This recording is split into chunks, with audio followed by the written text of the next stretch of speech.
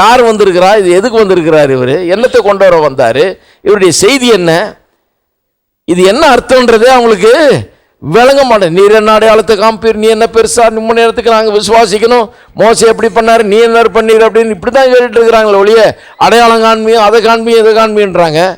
மனுஷனுடைய பிரச்சனைக்கான அத்தனை பிரச்சனைக்கான பதிலும் மொத்த உருவமாய் இயேசுவின் வடிவிலே அவர்களுக்கு முன்பாக நின்று கொண்டிருக்கிறது. யெகோவா ஈரே தந்தையாம் தெய்வம், நீர் மாத்திரம் போதும் எனக்கு. யெகோவா ராஃபா சுகம் தரும் தெய்வம், தழும்புகளால் சுகமே. யெகோவா ஷம்மா என் கூட இருப்பீர், என் தேவை எல்லாம் சந்திப்பீர். நீர் மாத்திரம் போதும், நீர் மாத்திரம் போதும் எனக்கு. நீர் மாத்திரம் போதும்,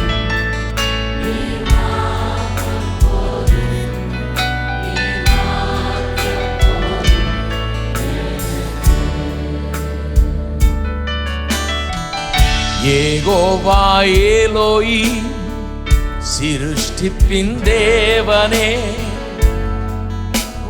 வார்த்தையால் உருவாகினே. யெகோவா பரிசுத்த உன்னதர் நீரே, உம்மை போல் வேறு தேவனில்லை. யெகோவா ஷாலோம் என் சமாதான கந்தி என் உள்ளத்திலே. நீர் மாத்திரம் போதும், நீர் மாத்திரம் போதும், நீர் மாத்திரம் போதும் எனக்கு. நீர் மாத்திரம் போதும்,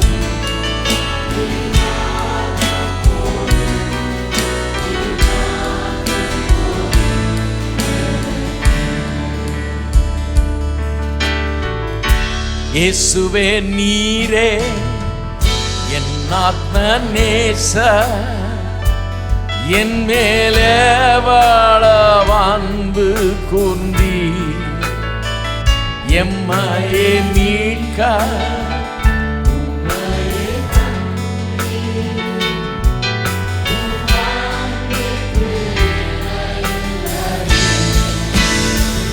என் வாழ்நாள் முழுதும் உமக்காக வாழ்வே, நீரே என்றென்றும் போதும். நீர் மாத்திரம் போதும்,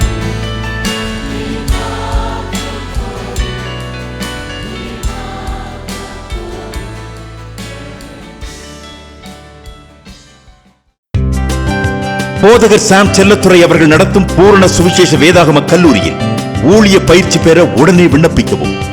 விண்ணப்ப படிவம் பெற பூரண சுவிசேஷ வேதாகம கல்லூரி, தபால் பெட்டி எண் 494, சென்னை 7 அல்லது கீழ்காணும் தொலைபேசி எண்களில் தொடர்பு கொள்ளவும்.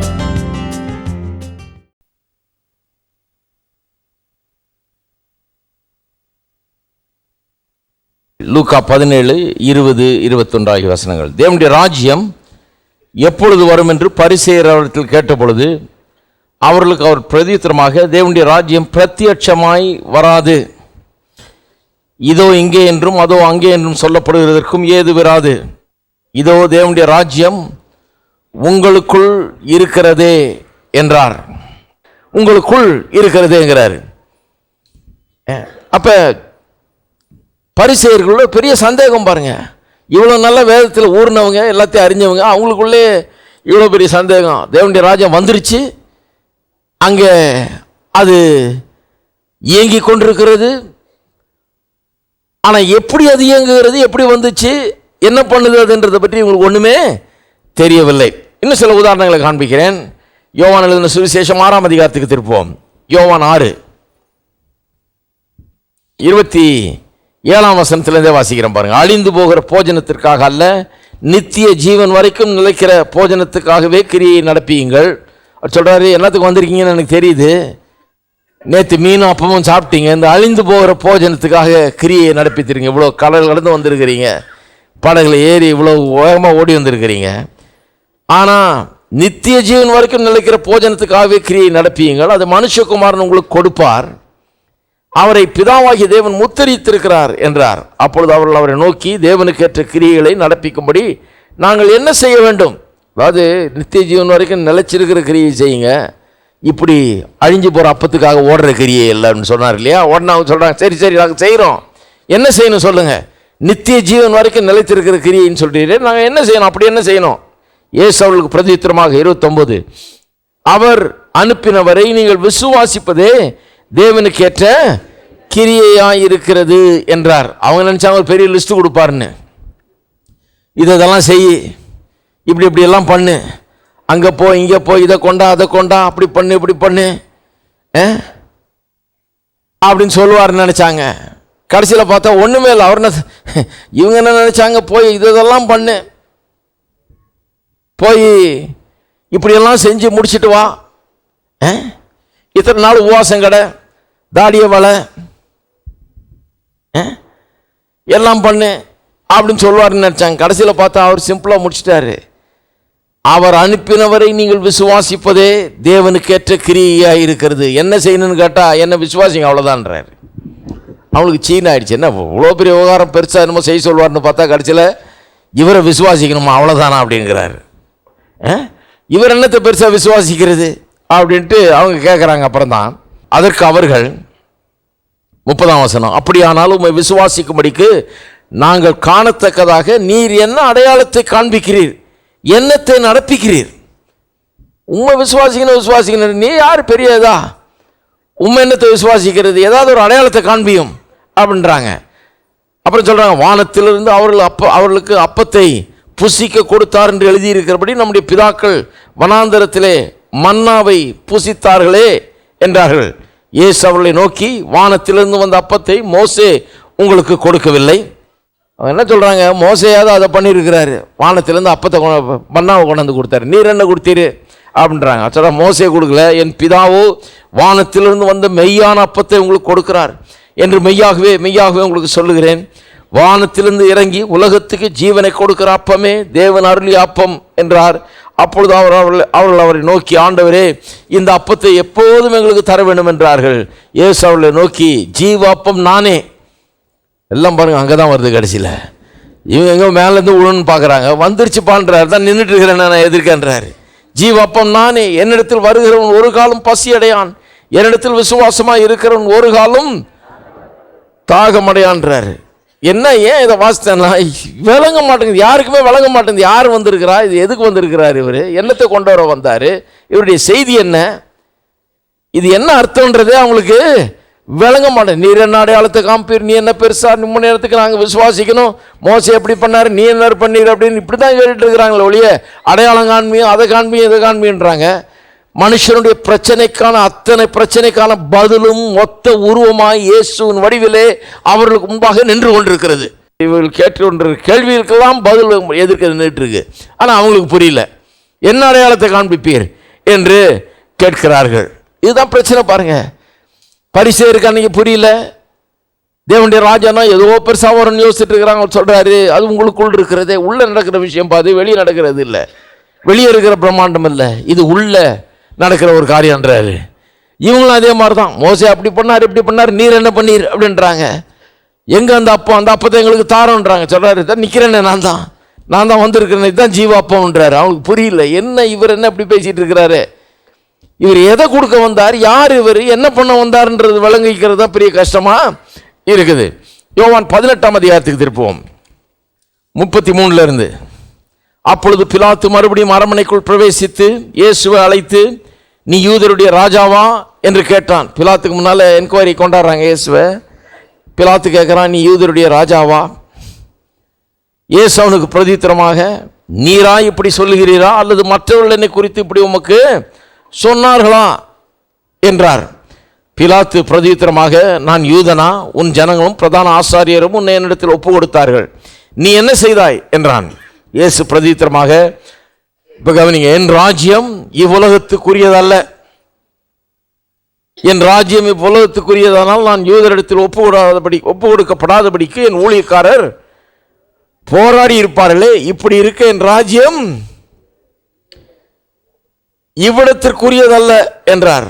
பிலாத்து பாருங்க, அவன் ஒரு கவர்மெண்ட் அஃபிஷியல், அவனுக்கு ராஜ்யம்லாம் நல்லா விளங்குது. ஏன்னா அவங்க ரோமன் எம்பரருக்கு ரிப்போர்ட் பண்ணுறான். அவன் ரோமன் எம்பரர், ரோம சாம்ராஜ்யத்தில் ஒரு பகுதிக்கு இவன் இன்சார்ஜாக இருக்கிறான். அங்கே இருக்கிற அந்த பேரரசருக்கு இவன் பதில் சொல்லி ஆகணும், அங்கே நோட் அனுப்பி ஆகணும். இந்த வேலையெல்லாம் அவனுக்கு தெரியுது. பேரரசர்னா யார், ராஜானா யார், எல்லாம் புரியுது அவனுக்கு. அவன் சொல்கிறான், அப்பா எனக்கு இந்த விவரம்லாம் புரியும், ராஜானா கழிச்சா ஒழுங்காக சொல்லு கரெக்டாக அப்படிங்கிறான். நீ ராஜாவா? இந்த மாதிரி காரியம்லாம் எனக்கு நல்லா புரியும்ப்பா, நான் கவர்மெண்ட் ஆளு.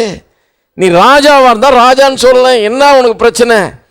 நீ யூதருக்கு ராஜாவா? எல்லாம் அப்படி சொல்கிறாங்களே, நீ யூதருக்கு ராஜாவான்றான். அவர் சொல்கிறாரு, என்னுடைய ராஜ்யம் உலகத்துக்குரியதில்லை. அப்படி இருந்திருந்தால் என்னுடைய ஊழியக்காரர்கள் யூதரத்தில் என்னை ஒப்பு கொடுக்காதபடிக்கு போராடி இருப்பார்களே. என்னுடைய ராஜ்யம் இவ்விடத்திற்குரியதல்ல அப்படிங்கிறார். அப்பொழுது பிலாத்து அவரை நோக்கி, அப்படியானால் நீ ராஜாவோ என்றான். இயேசு பிரதித்திரமாக, நீர் சொல்லுகிறபடி நான் ராஜாதான். அஞ்சலாம் கரெக்டாக சொல்றீரு, நீ சொல்றபடி நான் ராஜாதான். சத்தியத்தை குறித்து சாட்சி கொடுக்க நான் பிறந்தேன், இதற்காகவே இந்த உலகத்தில் வந்தேன். சத்தியவான் எவனும் என் சத்தம் கேட்கிறான் என்றான். அதற்கு பிலாத்து, சத்தியமாவது என்ன என்றான். அவனுக்கு என்னன்னா மூளையை குழம்புது. இது என்ன ராஜான்றாரு, கடைசியில் பிரசங்கியார் வேலையை காமிக்கிறாரு இவர். சத்தியங்கித்தியன்றாரு. இது என்ன ராஜா? இது வித்தியாசமான ராஜாவாக இருக்க. நானே எத்தனையோ ராஜாவை பார்த்துட்டேன், இப்படி ஒரு ராஜாவை பார்க்கலையே. சத்தியத்தை வெளிப்படுத்த வந்தேன்றார் ராஜா. இது என்ன புது விதமான ராஜாவாக இருக்குது? ஏதாவது வாழைகள் எடுத்துக்கிட்டு வந்து இராணுவத்தை கிளப்பிக்கிட்டு வந்து சண்டை போட வந்தால் புரியும் எனக்கு நல்லா. இந்த ஆள் எனக்கு புரியலையேங்கிறாரு. அதற்கு பிலாத்து, சத்தியமாவது என்ன என்றான். மறுபடியும் அவன் யூதரிடத்தில் வெளியே வந்து, நான் அவனிடத்தில் ஒரு குற்றமும் காணேன் சொல்கிறான். அப்பா ஒன்றும் பிரச்சனை இல்லையே, இவர்கிட்ட என்னமோ பேசுகிறாரு, எனக்கு சரியாக வழங்கலை, மற்றபடி வேறு எதுவும் குற்றம் ஒன்றும் இல்லையே, அவருடைய கான்செப்ட் எனக்கு விளங்கலைன்றான். என்ன சொல்கிறாருன்னு தெரியல. ராஜான்றாரு, நீங்களாம் சொல்கிறீங்க ஒரு ராஜான்னு சொல்கிறாருன்னு கேட்டால் ஆமான்றாரு. ஆனால் இந்த ராஜ்யம் என்னுடைய ராஜ்யம் விடத்துக்குரியது இல்லைன்றாரு, இந்த உலகத்துக்குரிய ராஜ்யம் இல்லைங்கிறாரு. அப்படி இருந்தால் இவங்கெல்லாம் போராடி இருப்பாங்களேன்றாரு. நான் கத்தி கொண்டாடல, வாள் கொண்டாடல, ரதம் குதிரை கொண்டாடல, இராணுவம் கொண்டாடலங்கிறாரு. எனக்கு ஒன்றும் விளங்கலப்பா, நான் இருந்தாலும் மேலே ஒன்றும் தப்பு இல்லை அப்படின்றார். ஏதோ குழப்பமாக பேசுகிறாரு, எனக்கு விளங்க மாட்டேங்குது. ஆனால் ஒரு தப்பு இங்கே நான் காணவில்லையேங்கிறார். யோவான் 7ஆம் அதிகாரத்துக்கு திருப்போம். நிறைய பேருக்கு ஆரம்ப காலத்திலேருந்தே பாருங்கள் இது விளங்கலை. இந்த ராஜ்யம்னா என்னன்னு விளங்கலை. இது விளங்கலாதான் இயேசு என்ன கொண்டு வந்தார், சுவிசேஷம்னா என்ன, ரட்சிப்புனா என்ன, கிறிஸ்தவ வாழ்க்கைனா என்னன்னு விளங்கும். 7ஆம் அதிகாரம் 2ஆம் வசனத்திலிருந்து, யூதருடைய கூடார பண்டிகை சமீபமாக இருந்தது. அப்பொழுது அவருடைய சகோதரர்கள் அவரை நோக்கி, நீர் செய்கிற கிரியைகளை உம்முடைய சீஷர்களும் பார்க்கும்படி இவ்விடம் விட்டு யூதேயாவுக்கு போம். யூதேயாவில் ஒரே பிரச்சனையாக இருக்குதுன்னு ஒரு கலிலேயாவில் வந்து தங்கி இருக்கிறார் பாருங்க. அவருக்கு பிடிக்கல அங்கே இருக்கிறது, ரொம்ப ஆபத்தாக இருக்குது, நீங்கள் வந்து தங்கி இருக்கிறார். அப்போ கூட பிறந்தவங்களே சொல்கிறாங்க, நீர் செய்கிற கிரியைகளை உம்முடைய சீஷர்களும் பார்க்கும்படி இவ்விடம் விட்டு யூதேயாவுக்கு போம். பிரபலமாக இருக்க விரும்புகிற எவனும் அந்த ரங்கத்தில் ஒன்றையும் செய்ய மாட்டான். எல்லாருக்கும் தெரிகிற மாதிரி செய்ப்பா. இங்கே வந்து ஏதோ ஒன்று ரெண்டு சின்ன காரியங்களை செஞ்சுக்கிட்டு இங்கே பக்கத்து வீட்டுக்காரனுக்கு தெரியும், எதிர் வீட்டுக்காரனுக்கு தெரியும் தான். பெரிய பெரிய டவுனில் போயிட்டு அங்கே போயிட்டு ஹெட் குவார்ட்டர்ஸில் போயிட்டு இதெல்லாம் பண்ணு. எல்லாரும் பார்க்க வேணாமா? எல்லாரும் பார்த்தா தானே அவங்களுக்கு தெரியும் நீ யாருன்னு. நீ ஏதோ பெரிய வேலையாக வந்திருக்கிற, கடவுள் அனுப்பிச்சிருக்காருன்னு சொல்கிற, ஆனால் போய் காமிக்க மாட்டேன்றியே. எங்கே காமிக்கணுமோ அதை காமிங்கிறாங்க. யூதேயாவுக்கு போ, அங்கே போய் காமின்றான். இப்படிப்பட்டவர்களை செய்தால் உலகத்துக்கு உண்மை வெளிச்சப்படுத்தும் என்றார்கள். அவருடைய சகோதரரும் அவரை விசுவாசியாதபடியால் இப்படி சொன்னார்கள். இயேசு அவர்களை நோக்கி, என் வேலை இன்னும் வரவில்லை, உங்கள் வேலையோ எப்பொழுதும் ஆயத்தமாக இருக்கிறது. உலகம் உங்களை பயக்க மாட்டாது, அதன் கிரியைகள் பொல்லாதவர்களாக இருக்கிறது என்று நான் சாட்சி கொடுக்கிறபடினால் அது என்னை பாகிக்கிறது. சொந்த சகோதரர்களுக்கே விளங்கல. ஒரே வீட்டில் இருக்கிறாங்க, ஒரே தாயின் வயிற்றில் பிறக்கிறாங்க, ஒரே வீட்டில் இருக்கிறாங்க. ஆனால் அவங்களுக்கே தெரியல இவர் என்னத்துக்கு வந்தார், இவர் யார், என்ன செய்ய வந்தார், இவருடைய மெசேஜ் என்னன்றது புரியவே இல்லை. அவங்களுக்கு ஒரு புதிராக இருக்குது, என்னது இது அப்படின்னு. அடுத்தது இன்னொரு உதாரணம் காமிக்கிறேன். அப்போஸ்தலர் நடபடிகள் 1 அதிகாரம். அப்போஸ்தலர் நடபடிகள் 1 அதிகாரம் 4 வசனம். அன்றியும் அவர் அவர்களுடனே கூடி வந்திருக்கும் போது அவர்களை நோக்கி, யோவான் ஜலத்தினாலே ஞானஸ்தானம் கொடுத்தான், நீங்கள் சில நாளுக்குள்ளே பரிசுத்த ஆவியினாலே ஞானஸ்தானம் பெறுவீர்கள். இது உங்களுக்கு தெரியும் எப்போ நடக்குதுன்னு. பரமேறதுக்கு முன்னாடி உயிர் தெழுந்துட்டாரு, சிலுவையில் அறையப்பட்டு செத்து அடக்கம் பண்ணப்பட்டு 3ஆவது நாள் உயிரோடு எழுந்துட்டார். எழுந்த பிறகு பல நாட்கள் பலருக்கும் காட்சி அளித்து, சீஷர்களுக்கெல்லாம் காட்சி அளித்து எல்லாம் பண்ணி இப்போ கடைசியில் பரமேற போகிறார். பரமேற நேரத்தில் பேசுகிறார், பரிசுத்த ஆவியினாலே ஞானஸ்தானம் பெறுவீர்கள். ஆகையால் 5 வசனம், நீங்கள் எருசலேமை விட்டு போகாமல் என்னிடத்தில் கேள்விப்பட்ட பிதாவின் வாக்குத்தத்தம் நிறைவேற காத்திருங்கள் என்று கட்டளையிட்டார். அப்பொழுது கூடி வந்திருந்தவர்கள் அவரை நோக்கி, ஆண்டவரே, இக்காலத்தில் ராஜ்யத்தை இஸ்ரவேலுக்கு திரும்ப கொடுப்பீர் என்று கேட்டார்கள். என்ன ஆச்சரியமாக இருக்குது பாருங்க, எவ்வளோ பெரிய வேலை நடந்திருக்குது. சிலுவையில் மரிச்சிருக்கிறாரு, உயிரோடு எழுந்திருக்கிறார். எதுக்காக வந்தாரோ அதை செஞ்சு முடிச்சிருக்கிறாரு. ஆனால் எதுக்காக வந்தாருன்னு எவருக்கும் புரியலங்க. சிலுவையில் செத்து உயிரோடு எழுப்பி தேவன் இவரை இது பண்ணியிருக்காரு பாருங்க, விண்டிகேட் பண்ணியிருக்காரு. இவர் மேசியான், இவர் ரட்சகர் என்பதை காட்டியிருக்கிறார். எல்லாம் நடந்திருக்குது. இதுக்கு பிறகு இதுக்கு முன்னாலேயும் போச்சிருக்கிறாரு. எதுக்காக வந்தார்ன்றதை விளங்கவே இல்லை அவங்களுக்கு. எம்மா ஒரு சீஷல்கிட்ட சொன்னார் இல்லையா, மந்த இருதயம் உள்ளவர்கள் என்றார். சொல்ல விளங்க மாட்டேங்குதுன்றார். என்னன்னே விளங்க மாட்டேங்குதுன்றார். உயிர் தெழுந்த பிறகும் போச்சிருக்கிறாரு. இவர் யார், என்ன செய்ய வந்தார், எதுக்கு செஞ்சிருக்கிறாரு, பாவத்தை போக்க வந்தவர், பலியாக வந்தவர், சிலுவையில் நடந்தது அதுதான். இவர் செத்தது ஒரு பலியை போல செத்தார், பாவ நிவாரண பலி அப்படின்லாம் போச்சிருக்கிறாரு. எல்லாம் போச்ச பிறகு கேட்குறான், மறுபடியும் அவன் பாயிண்ட்டுக்கே தான் திரும்பி வர்றான். என்ன பாயிண்ட்டு, இக்காலத்தில் ராஜ்யத்தை இஸ்ரவேலுக்கு திரும்ப கொடுப்பீர். அவங்க பாருங்க, ஒரு ஃபிக்ஸேஷன் அவங்களுக்கு என்னென்ன ஒரு ஸ்டக் ஆயிட்டாங்க. ஒரு காலத்தில் பெரிய ராஜ்யமாக விளங்கினவங்க, தாவீது ராஜாக்கள் எல்லாம் வாழ்ந்தவங்க. அவங்க கர்த்தர் உள்ள ஒரு பெரிய தேசமாக எழுப்பினார். ஒரு மனுஷனில் துவங்கி ஒரு பெரிய ஜாதியாக்கி ஒரு பெரிய தேசமாக்கி, இவர்களை கண்டாலே பக்கத்தில் இருக்க தேசம்லாம் பயப்படுற அளவுக்கு இவர்களை உயர்த்தினார் கர்த்தர். அதுக்கப்புறம் இவங்க கீழ்ப்படியாமல் போய் சிறையிருப்பில் போய் ராஜ்யமெல்லாம் போய் கடைசியில் எல்லாம் முடிஞ்சு திருப்பி வந்தப்போ இவங்க ஒரு ராஜ்யத்தை ஸ்தாபிக்க முடியாமல் போயிடுச்சு. யார் யார் கீழேயோ இருக்கிறாங்க, எந்தெந்த ராஜ்யத்துக்கு கீழேயோ யாரோ இவங்களை ஆள்றாங்க. எங்கெங்கேருந்தோ பெரிய பெரிய அரசரெல்லாம் வந்து இவங்களை ஆட்கொண்டு இவங்களை கீழே வச்சுக்கிட்டு வேலையை நடத்துகிறாங்க. இவங்க ஒரு சின்ன ப்ராவின்ஸ் மாதிரி இருந்துக்கிட்டு இவங்களுடைய ஏரியா யாரு கீழேயாவது வந்துக்கிட்டு இருக்குது. கடைசியில் ரோம அரசாங்கத்துக்கு கீழே வந்துடுச்சு இவங்க இடம். இவங்க ஒன்றும் கிடையாது. இவங்களுக்கு ஒரு பிரதான ஆசாரியன், அவங்களுக்கு எல்லாம் இவங்களுக்குன்னு ஒரு தனி ராஜா கிடையாது, இவங்களுக்குன்னு ஒரு தனி இது கிடையாது. ரோம அரசாங்கம் தான் இவங்களை ஆண்டு கொண்டிருக்கிறது. கொஞ்சம் கூட இவங்களுக்கு பிடிக்கல. என்ன நம்ம எப்பேற்பட்ட ஜனம், நம்ம எவ்வளோ பெரிய ஒரு ராஜ்யம் இன்றைக்கி ஒன்றும் இல்லாமல் போயிட்டோமே. அதனால அவர்களுக்குள்ள நமக்காக ஒரு ஆள் வரப்போறாரு, ஒரு மேசியா வரப்போறாரு. அவருடைய மெயின் வேலை என்னன்னா, அவர் ராஜாவாக வருவார், நம்ம பழைய மகிமையை நமக்கு திருப்பி தருவார், ரொம்ப மகிமையுள்ள ஜனமாக நம்மளை மாற்றுவார், எல்லா ஜனங்களும் பார்த்து ஆச்சரியப்படுற மாதிரி நம்மளை கடவுள் மாற்றுவார், மறுபடியும் அந்த ராஜ்யத்தை கொடுப்பாரு, நம்ம இழந்து போனதெல்லாம் திரும்ப நம்ம கிடைக்க போகுது, ஒரு பெரிய ராஜ்யம் ஸ்தாபிக்கப்பட போகுது. எல்லா ராஜ்யங்களுக்கு மத்தியில் நம்ம ஒரு பெரிய பேள் மாதிரி ஒரு பெரிய விலையேறப்பட்டவளை போல நாம் இருப்போம்ன்று அப்படி எதிர்பார்த்துட்டு இருக்காங்க. ஒரு ராஜா வருவார், நமக்கு மேன்மையை தேடி தருவார். ஜெருசலேம் அவருக்கு ஹெட் குவார்ட்டர்ஸ் ஆகிடும், இங்கே தான் அரண்மனை இருக்க போது, இங்கேருந்து ஆளுவார், இங்கேருந்து உலகத்தையே ஆள போகிறாரு, நம்ம தான் உலகத்திலே ரொம்ப சிறந்த ஜனங்களாக இருக்க போகிறோம்னு அப்படி ஒரு எதிர்பார்ப்பு பாருங்கள். அதனால தான் இவர் போய் சிலுவையில் மறித்து உயிரோடு எழுந்து அதை பற்றி அதுக்கு சிலுவையில் மறிக்கிறதுக்கு முன்னாடியும் போச்சிருக்கிறாரு, பின்னாடியும் போச்சிருக்கிறாரு. இவ்வளவும் சொன்ன பிறகும் மறுபடியும் அதே பாயிண்ட்டுக்கு தான் வர்றாங்க. இக்காலத்தில் உங்களுடைய ராஜ்யத்தை இஸ்ரவேலுக்கு திரும்ப கொடுப்பீர்ன்றான். ஆட கடவுளை என்னத்துக்கு வந்தாருன்றது இறங்கவே மாட்டேங்குது, புரியவே மாட்டேங்குது. இவ்வளோ பண்ண பிறகும் என்னத்துக்கு வந்தார், இந்த ராஜ்யம் என்ன செய்ய வந்தார், பாவத்தை போக்க வந்தவர், ரட்சிப்பை கொடுக்க வந்தவர் அப்படிங்கிறதெல்லாம் அவங்களுக்கு ஏறவே மாட்டேங்குது பாருங்க. இன்னும் அந்த ராஜ்யத்தை பற்றி யோசிச்சுட்டு இருக்கான். எந்த ராஜ்யம்? பிரத்யட்சமாக வருகிற ராஜ்யம், இவர் அரசால போற ஒரு ராஜ்யம், எல்லாரையும் கீழ்ப்படுத்தி இவர் ஆண்டு கொள்கிற ஒரு ராஜ்யம். இவங்க பார்க்கக்கூடிய விதத்தில் இருக்கக்கூடிய பிரத்யட்சமாக வருகிற ஒரு ராஜ்யத்தை மனசில் வச்சுக்கிட்டே தான் பேசுகிறாங்க பாருங்க. இவங்களுடைய பிரச்சனையெல்லாம் என்னன்னு பார்த்தீங்கன்னா, எல்லாருமே பிரத்யட்சமாக வரக்கூடிய ஒரு பிரம்மாண்டமான ஒரு ராஜ்யத்தை, ஒரு மாற்றத்தை எதிர்பார்த்து கொண்டிருந்தார்கள். இயேசு அதை கொண்டு வருவார் என்கிற ஒரு பெரிய எதிர்பார்ப்பு. இயேசுனா யார்? ஒரு பெரிய அரசியல் மற்றும் இராணுவ தளபதி மாதிரி ஒருத்தர், அப்படி தான் இவர் இருக்கணும் அப்படிங்கிற மாதிரி எதிர்பார்த்துட்டு இருந்தாங்க. ஆனால் இவர் ஊர்வராக போகிற பிரசங்கியாராக இருக்கிறார். அவங்களுக்கு ஒரே அழுத்து போச்சு. என்னடா இது, நம்ம எதிர்பார்த்தது வேற, இவர் வேற. பேதுரு ஒரு தடவை கத்தி எடுத்துட்டான். அவர் ஒன்றும் எடுக்கலனாலும் நம்ம எடுத்து பார்ப்போம் ஒரு வேளை, அதுக்கப்புறம் அவர் எடுப்பாருன்னு. அவர் உள்ள வை கத்தியன்ட்டார். கத்திய இந்த வேலைலாம் வச்சுக்காதன்ட்டார். ஒருத்தன் காதை வெட்டிட்டான் பாருங்க, திருப்பி காதை ஒட்ட வச்சார் வேற. இவர் உள்ள வை கத்தியன்னாரு. இதுக்கு நான் வரலப்பான்றாரு. அவங்களுக்கெல்லாம் ஒரு ஆசை பாருங்க, எப்படியாவது பட்டயத்தை எடுத்துடணும், என்னமாவது பண்ணிடணும், ஜெயத்தை எடுத்துடணும்.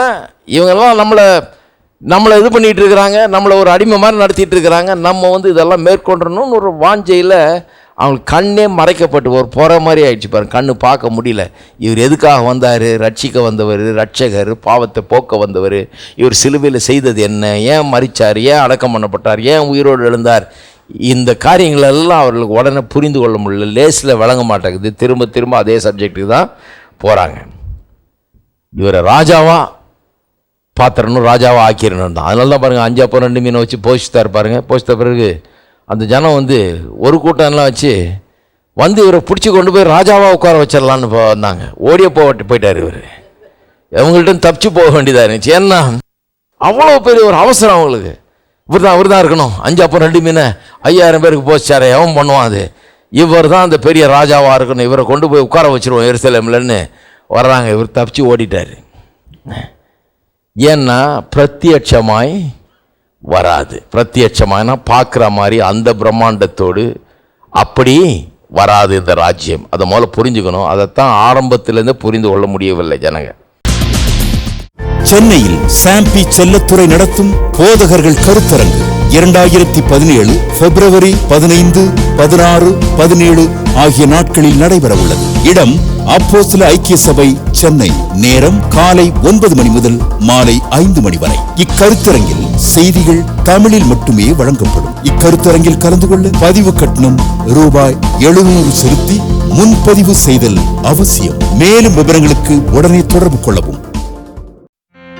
இரத்த கோட்டைக்குள்ளே நான் நுழைந்து விட்டேன், இனி எதுவும் அணுகாது, எந்த தீங்கும் தீண்டாது.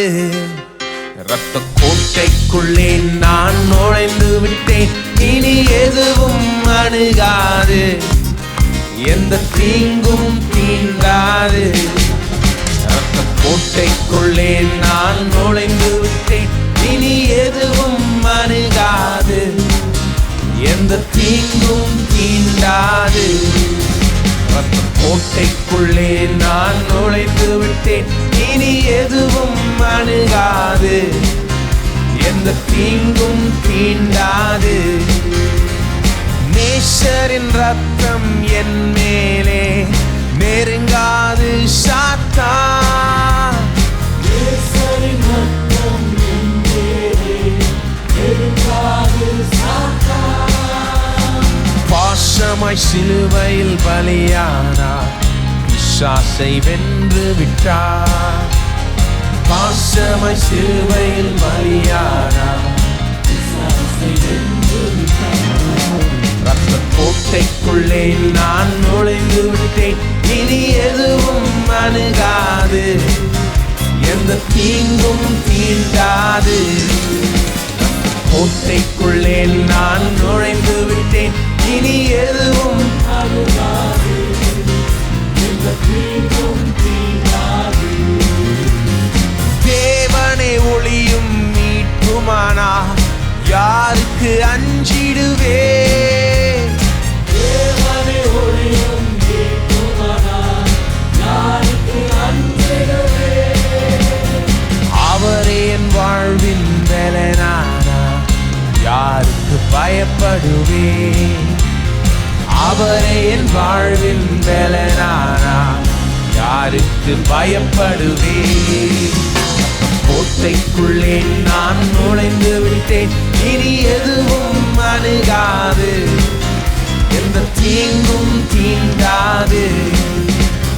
கோட்டைக்குள்ளே நான் நுழைந்து விட்டேன், இனி எதுவும் அணுகாது, எந்த தீங்கும் தீண்டாது. இம்மட்டும் உதவின எபனேசரே இனியும் காத்திடுவார். இம்மட்டும் உதவின எபனேசரே இனியும் காத்திடுவார். உலகிலே இருக்கும் அவனை விட என் தேவன் பெரியவரே. உலகிலே இருக்கும் அவனை விட என் தேவன் பெரியவரே.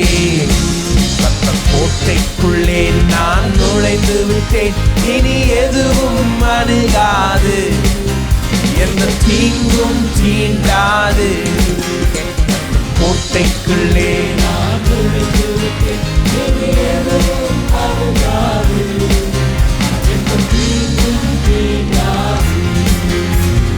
நேசரின் ரத்தம் என் மேலே நெருங்காது சாத்தான்.